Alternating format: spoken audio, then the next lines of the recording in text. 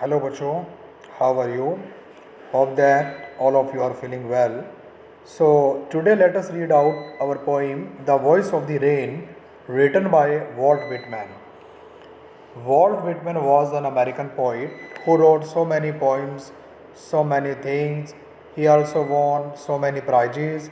Especially he got a big prize, Nobel Prize in Literature for his creative work Leaves of Grass. Leaves of grass के लिए उन्हें विश्व का जो सबसे बड़ा प्राइज़ है नोबेल प्राइज़ लिटरेचर के लिए उन्हें दिया गया। तो आओ बच्चों हम इस पोइम को पढ़ें और इसके आइडिया को, इसके कॉन्सेप्ट को समझें।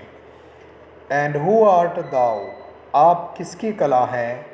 Said I to the short falling shower, मैंने उस धीरे से गिरने वाली बारिश से कहा।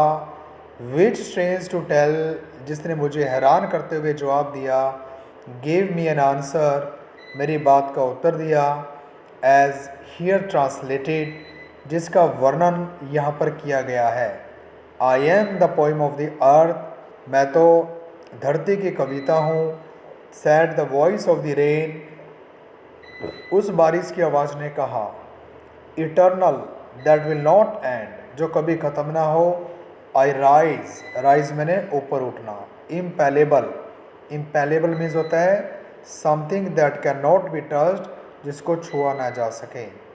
आउट ऑफ द लैंड, मैं इम्पैलेबल धरती के अंदर से निकलती हूँ। एंड द बॉटमलेस सी, और कभी ख़त्म न होने वाले समुद्र में से। अपवर्ड टू हेवन, स्वर्ग की ओर, स्काई की ओर। Vans where, vaguely form, vaguely means not clear, जो साफ ना हो। फॉर्म्ड, बनना। ऑल टुगेदर चेंज, कितना मेरे अंदर बदलाव आता है। एंड येट द सेम, और फिर उसी तरीके से। आई डिसेंड टू लेव, लेव मीन्स क्या होता है। लेव मीन्स होता है धो डालना, वॉश करना, धो डालना, ख़त्म कर देना। द ड्राउट्स, सूखे को। एटोमीज, छोटे छोटे कणों को। डस्ट लेयर्स, मिट्टी की जो परतें होती हैं।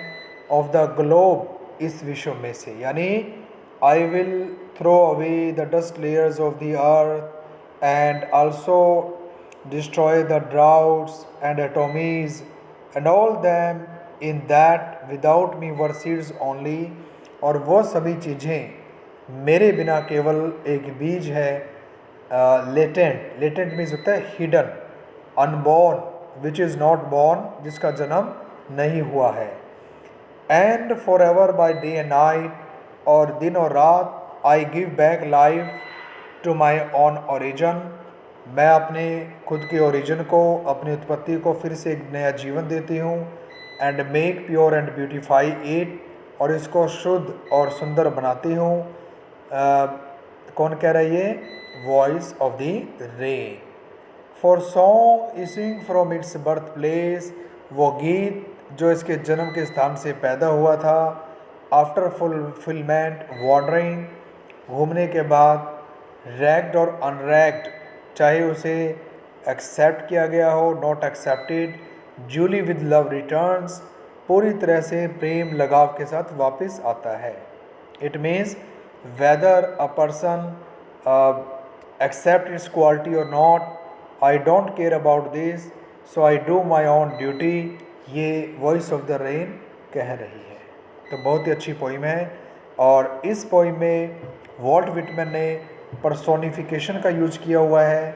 व्हाट इज़ पर्सोनिफिकेशन, जिसे हम मानवीकरण अलंकार कहते हैं। जब डेड थिंग्स को इंसान के रूप में बताया जाए, लिविंग बींग्स के रूप में बताया जाए, दैट इज़ कॉल्ड पर्सोनिफिकेशन। जो लिटरेरी डिवाइस यहाँ पर यूज़ किया हुआ है, लिटरेरी डिवाइसेस का मतलब होता है अलंकार। इस पोइम को बढ़िया बनाने में जो यूज़ हुए हैं उसकी बात हम कर रहे हैं।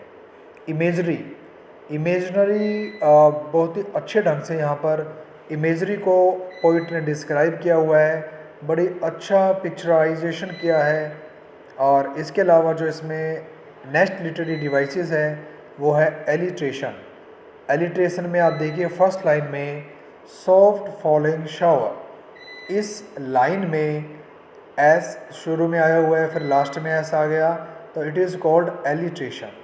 Alliteration means repetition of the consonant sound, consonant जो साउंड होती है उसकी पुनरावृत्ति होना वो एलिट्रेशन कहलाता है। तो बच्चों आपको इस पोइम को रीड आउट करना है, इस पोइम को समझना है। If you have any doubt, if you have any question, you can call to me, you can SMS to me on my WhatsApp number. Thank you very much. Have a nice day.